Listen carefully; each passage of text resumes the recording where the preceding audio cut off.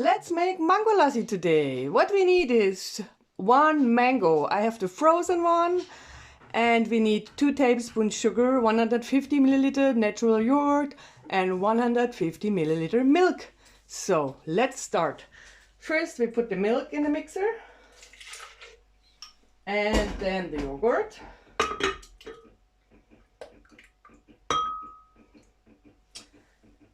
And the sugar. And now let's cut the mango. The mango is cutted. Now we put the mango in the mixer.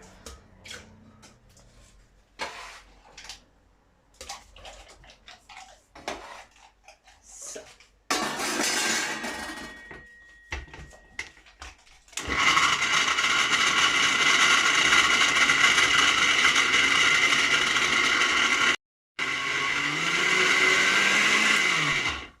Mango lassi is ready.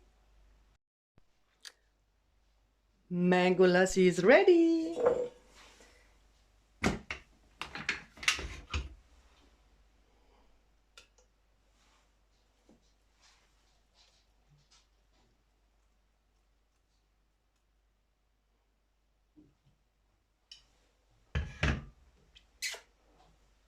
Enjoy!